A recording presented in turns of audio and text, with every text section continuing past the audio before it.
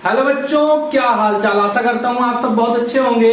तो देखिए बच्चों, एक बार फिर से हमारी और आपकी मुलाकात अपने बहुत बेहतरीन चैनल आरएसपी स्टडी पॉइंट पे हो गई है और उसी के साथ साथ एक बहुत बेहतरीन लेक्चर आज हमको देखना है, जो कि हमारे एवोल्यूशन चैप्टर, फिलहाल अभी हमारा एवोल्यूशन चैप्टर चल रहा है और एवोल्यूशन चैप्टर का आज होने वाला है लेक्चर 08 और उसमें हमको देखना क्या है, हमारा टॉपिक कौन सा है, तो एनालॉगस एंड होमोलॉगस ऑर्गन। देखिए, चाहे बोर्ड हो, चाहे नीट हो, चाहे कोई भी पेपर हो, हर जगह एनालॉगस ऑर्गन से आजकल क्वेश्चन आ ही रहे हैं। बोर्ड का तो ये हाल है कि हर साल, नीट का भी यही हाल है कि हर साल एक क्वेश्चन।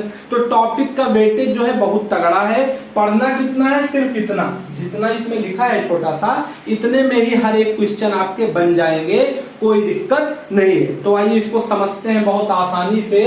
कह रहा है पहली बात, तो टॉपिक आता किसके अंदर है, तो जो मेन हेडिंग है वो है evidence from comparative anatomy and morphology.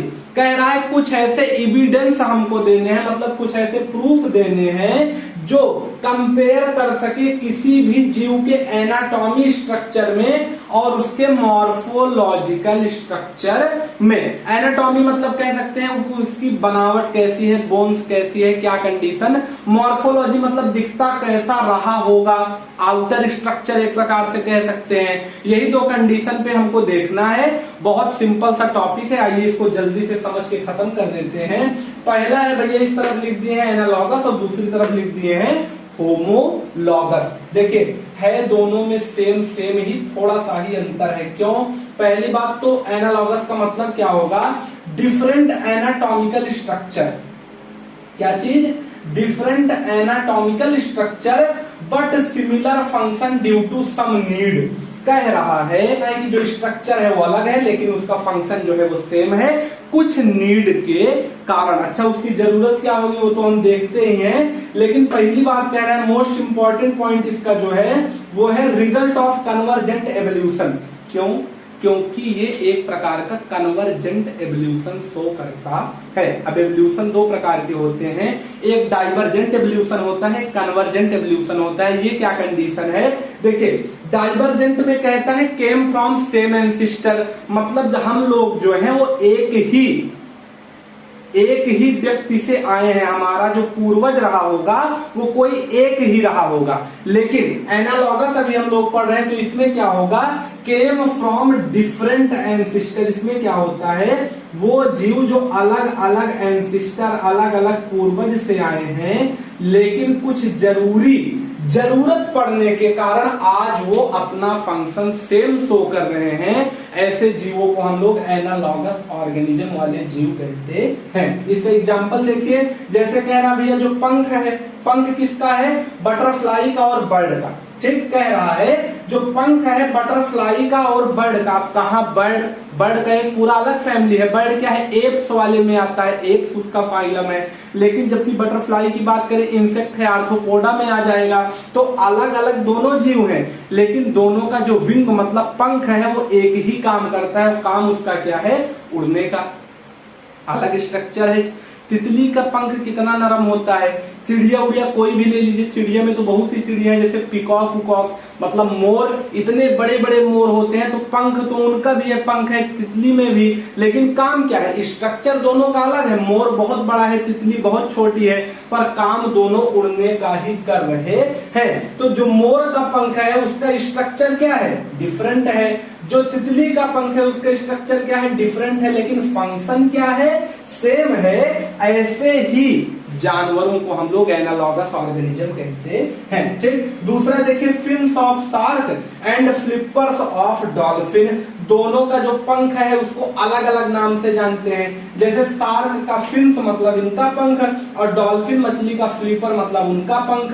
दोनों क्या है, दोनों का फंक्शन तो सेम ही है, दोनों पंख से तैरेंगी पानी में, लेकिन कंडीशन क्या है, दोनों का बनावट, दोनों का एनाटॉमिकल स्ट्रक्चर जो है वो अलग अलग है। तीसरा कंडीशन इसका क्या है, string of honey bee and Scorpio. अगर कभी आप लोगों ने हनी बी मतलब क्या होता है, मधुमक्खी होता है। तो कोई भी एक मधुमक्खी रही हो, मधुमक्खी होती कैसे है, ऐसे उसके आगे क्या निकला रहता है, एक एंटीना। ठीक। एक मान लीजिए हम लोग बना लेते हैं क्या, एक बना लेते हैं भैया खतरनाक वाला बिच्छू। अच्छा बिच्छू बनेगा कैसे, तो बिच्छू मान लीजिए इसे नॉर्मल में हम लोग ड्रॉ कर लेते हैं। नॉर्मली अगर हम लोग ड्रॉ करें, इसके यहाँ निकाल दे क्या, इसके भी पास एक निकाल दे इसका एंटीना।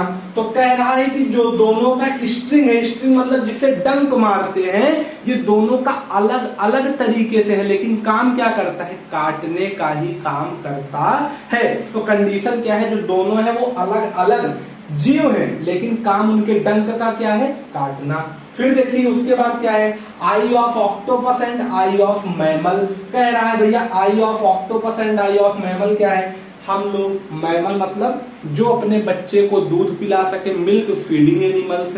तो जितने भी मैमल हैं इनकी आंखें, ऑक्टोपस में कहते हैं बहुत सारा पैर वैर होता है उसके पास, उसकी जो आंख है, हमारी आंख उसकी आंख बहुत अलग है। क्यों, वो पानी में रहने वाला जीव है, हम लोग खुली हवा में, लेकिन फंक्शन दोनों का क्या है, देखना। ठीक। उसके बाद अगला लास्ट क्या है भैया, sweet potato root and potato stem. कह रहा है स्वीट पोटैटो मतलब गंजी, उसका क्या, रूट मतलब जड़। तो जो गंजी खाई जाती है स्वीट पोटैटो है, उसका जो जड़ होता है, और जो आलू है उसका जो तना होता है, दोनों का क्या है, स्ट्रक्चर तो बहुत अलग है, लेकिन फंक्शन क्या है, खाने वाला। फंक्शन क्या है, खाने वाला। भाई जड़ के ही तो दोनों हैं, गंजी भी जमीन में होती है, आलू भी जमीन में होती है, लेकिन स्टेम उसका तना, आलू जो है वो अपने तने में रहता है, लेकिन जो हमारा स्वीट पोटैटो मतलब गंजी है वो कहाँ होता है, जड़ में होता है। तो दोनों का जगह तो अलग अलग है, स्ट्रक्चर अलग है, लेकिन फंक्शन क्या है, सेम है। अब देखिए इसके आगे का कंडीशन क्या है, दूसरा है हमारा होमोलॉगस। ठीक, होमोलॉगस।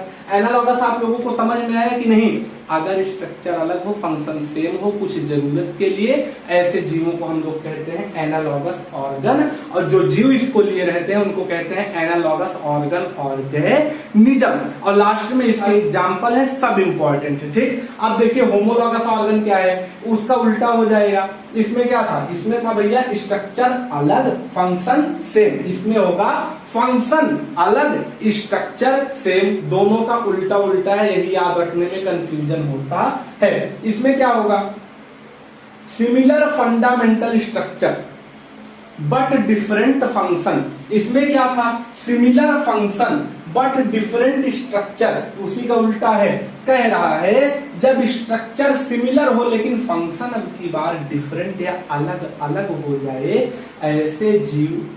ऐसे जीवों को हम लोग होमोलॉगस ऑर्गन की श्रेणी में रखते हैं। इसके एग्जांपल क्या है, डाइवर्जेंट एवोल्यूशन। इसमें क्या होगा, कह रहा है हम लोग एक ही पूर्वज के संतान हैं। अगर आप लोग चिंपैंजी आराम से पढ़ेंगे, इसके बाद कुछ लेक्चर आएंगे जिसमें हम पढ़ाएंगे ह्यूमन एवोल्यूशन, तो बताया जाता है कि हम लोग से सबसे ज्यादा मिलता जुलता जो जीव है वो है चिंपैंजी वाला बंदर। जो चिंपैंजी चिड़ियाघर में होता है वो हम लोगों का एकदम एग्जैक्ट पूर्वज है, मतलब हम लोग चिंपैंजी से बने हैं। तो कह रहा है कि जो जीव एक ही एंसिस्टर से बने, सेम एंसिस्टर से बने, ऐसे जीवों को होमोलॉगस ऑर्गन में लाके रख देते हैं। एग्जाम्पल क्या है, मैमल हम लोग, व्हेल मछली, ह्यूमन हम लोग, बैट चमगादड़, चीता, चीता माने चीते होता है। इतने सारे जो जीव हैं हमारे, इनका जो हाथ है, फोर लिम्ब है, जो दोनों हाथ है हम लोगों का, इतने सारे जीवों में इसके अंदर की जो हड्डी की बनावट है वो एक प्रकार की ही रहती है। कैसे रहती है, सिमिलर फंडामेंटल स्ट्रक्चर, हम लोगों का फंडामेंटल स्ट्रक्चर तो सेम ही है। तो कह रहा है इतने जो जीव हैं इन सबका जो फंडामेंटल स्ट्रक्चर है बिल्कुल सेम है, लेकिन फंक्शन अलग अलग है। चीता जो है वो अपने दोनों भाई चारों हाथ पैर से चलता है ना, दो हाथ दो पैर सबसे, इससे दौड़ता है। हम लोग कंप्यूटर चलाते हैं, लिखते पढ़ते पढ़ाते लिखाते हैं। और जो बैट है वो उड़ता है। और क्या जीव है, व्हेल मछली इसी से तैरती है। तो सबका अलग अलग कंडीशन है, लेकिन कंडीशन क्या है, सबका जो भैया फंक्शन है अलग अलग है, लेकिन स्ट्रक्चर सिमिलर है। उसके बाद क्या कंडीशन है, अब देखिए दूसरा example, mouth of cockroach. Cockroach का जो मुंह होता है, बटरफ्लाई का जो माउथ होता है, मॉस्किटो मतलब मच्छर का माउथ, और हनी बी का माउथ, इन सब का माउथ लगभग एक ही जगह, एक ही पूर्वज से क्या हुआ है, निकला है, एक ही पूर्वज की ये सब संतान है, इसलिए कहीं ना कहीं सबका माउथ तो आपस में मिलता है, लेकिन कंडीशन वही, फंक्शन सबका अलग। कैसे? जो कॉकरोच है कुछ अलग काम करेगा, खाए पिएगा, बटरफ्लाई है फूल का रस चूसेगी, मॉस्क्यूटो हम लोग का रस चूसेगा, और हनी भी क्या करेगी? फूलों का रस चूसेगी। तो सबका अलग अलग कंडीशन, लेकिन माउथ का बनावट सेम। उसके बाद अंत में thorn and tendril of bougainvillea and cucurbita, NCERT का एग्जाम्पल है, कह रहा है थॉर्न मतलब कांटा। पेड़ जो होता है, कुछ पेड़ ऐसे होते हैं जिनमें कांटा निकला रहता है, इसी को हम लोग थॉर्न कहते हैं। जैसे एग्जाम्पल भैया गुलाब, गुलाब में क्या है? कांटा रहता है।